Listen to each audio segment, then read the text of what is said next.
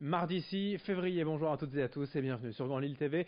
À suivre une nouvelle édition du journal préparé par l'ensemble de la rédaction, en images en 8 minutes, l'actualité près de chez vous. On démarre bien sûr par vos prévisions météo. C'est le froid qui caractérise ce début de semaine, moins 2 degrés déjà relevé tôt ce matin à Lille. Et dans la journée, le thermomètre remontera à peine avec 2 degrés de prévu pour les maximales cet après-midi. Le tout avec un temps couvert dans l'ensemble, quelques éclaircies de soleil par moment, un temps sec. En tout cas sans précipitation, les prévisions complètes bien évidemment après ce journal. Puisque l'on parle de cette vague de froid, aujourd'hui, cette semaine, dans la région, la préfecture du Nord vient d'activer le plan grand froid, ce qui signifie concrètement et depuis hier des places d'hébergement d'urgence en plus dans le département. Exemple dans ce gymnase à Halluin, les femmes, hommes et enfants souffrant du froid peuvent y venir se nourrir, se réchauffer ou se loger pour la nuit. Des bénévoles de la protection civile sont là pour les prendre en charge. Et puis en complément des appels au 115, le SAMU social, les maraudes vont être renforcées chaque soir pour proposer ces hébergements aux sans-abri. Les places d'urgence seront ouvertes jusqu'à jeudi au moins, voire plus longtemps si le froid persiste. On écoute Samuel Gillement, le directeur de la protection civile du Nord, au micro pour Grand Lille TV de Brieux-Gorchy. Ce sont des populations et des personnes en situation de précarité ou de très grande précarité. Donc ça peut être aussi bien des personnes qui sont à la rue, des personnes sans domicile fixe, ça peut être des personnes qui ont un domicile mais qui n'ont pas les moyens de se chauffer ou des domiciles précaires, hein. Ça peut être des caravanes, ça peut être des mobil-homes, ça peut être des structures en bois de fortune.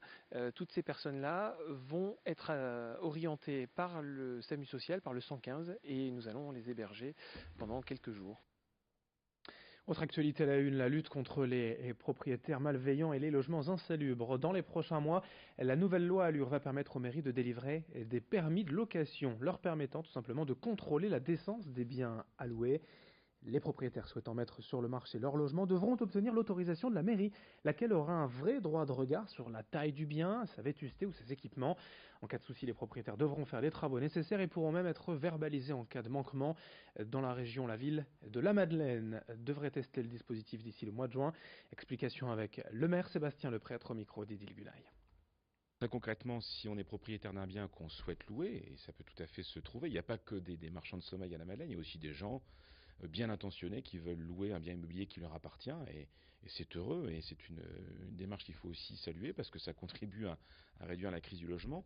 Quand on est dans cette situation-là, il faut faire une demande officielle en mairie, et la mairie a un mois pour délivrer l'autorisation de louer, ou indiquer au propriétaire que son logement n'est pas en état d'être loué, et que donc il y a un refus qui est formulé, ou une autorisation avec des préconisations d'aménagement pour que le logement soit décent et soit confortable.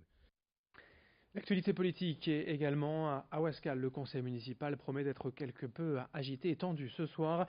Nelly Savio, conseillère d'opposition, a publié ce week-end sur Internet une vidéo pour demander, je cite, un recadrage de la police municipale. Ces derniers mois, les policiers de la ville ont en effet été liés à 2 incidents. Tout récemment, le 30 janvier dernier, des coups de feu ont été tirés dans le quartier de Grand Cotigny.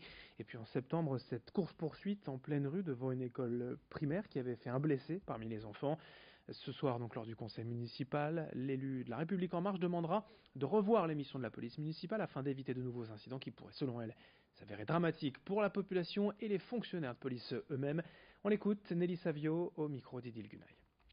En tant que maire, je suis en colère, en tant que citoyenne, je suis en colère de voir que de tels risques soient pris. La police municipale, à mon avis, c'est la loi d'ailleurs, c'est une police de proximité. Ce n'est pas son rôle de venir s'occuper de la grande délinquance. C'est la police nationale qui doit s'en occuper. Et en tout cas, si quelque chose est vu ou détecté, c'est toujours en concertation et la police municipale ou de proximité aura un rôle d'information auprès de la police nationale, justement. La police de proximité a un rôle de proximité, de préservation de la tranquillité des citoyens, sans aller plus loin, et c'est déjà bien suffisant dans notre ville de Ouascal. En bref, à Lille, ce dramatique fait divers hier rue de Valmy, près du Palais des Beaux-Arts, une adolescente de 15 ans a chuté du 6e étage d'un bâtiment. Rapidement sur place, les secours ne sont pas parvenus à la réanimer. La circulation en rue de Valmy a dû être interrompue une bonne partie de l'après-midi, le temps de l'intervention des pompiers. Une enquête a été ouverte pour déterminer les circonstances exactes de ce drame. Un forum emploi organisé demain après-midi de 13h30 à 18h à Roubaix au lycée Saint-François d'Assise. 55 entreprises présentes et des dizaines d'offres d'emploi à pourvoir dans divers secteurs. La banque, la sécurité, le commerce ou encore la restauration. L'entrée est gratuite sur inscription quand même. Le site forumemploifa.com pour toutes les infos. On enchaîne avec tout autre chose dans le reste de cette édition, cette initiative solidaire d'un bar à Lille. L'Écart, depuis plusieurs mois, ses gérants ont adopté le concept des boissons suspendues. Son principe est simple, quand vous venez prendre un café, un thé ou une bière, vous partez en payant double dose. Ainsi, vous prépayez une boisson pour un prochain client n'ayant pas, lui, les moyens de s'offrir ce café ou ce verre. Il est possible aussi de payer pour un journal ou même un repas, ce qui permet de créer du lien social avec les gens du quartier, sans savoir à qui on offre la boisson. Une action désintéressée, assez facile à faire de temps en temps.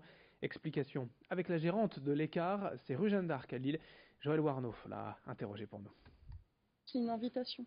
C'est pas les gens, quand ils nous connaissent, ils savent qu'ici ils peuvent avoir une boisson.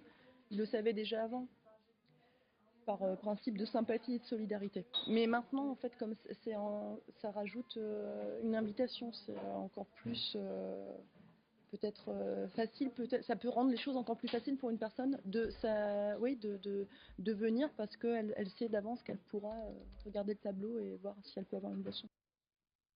On termine avec deux infos en sport. D'abord en football, dans l'affaire qui oppose le LOSC et l'ancien entraîneur Marcelo Bielsa, le tribunal de commerce de Lille a décidé de renvoyer le dossier au 19 février. Je vous rappelle que le technicien argentin licencié du LOSC après de mauvais résultats réclame plus de 18 millions d'euros d'indemnité et de licenciement au club lillois. Et puis en basket, en basket féminin, précisément, on connaît l'adversaire de l'ESBV en quart de finale de l'Eurocup. Ce sera quand même, notez bien, la 5e année consécutive que le club villeneuvois atteint ce niveau de la compétition européenne. Les Villeneuvoises y rencontreront le club turc d'Antalya, déjà croisé en Euroleague l'an dernier. Match prévu à l'aller le jeudi 1er mars au Palacium et le retour le 8 mars, une semaine plus tard, en Turquie. Fin de cette édition, à suivre dans un instant vos prévisions météo. Merci de votre fidélité. Très belle journée à toutes et à tous ensemble sur Grand Lille TV.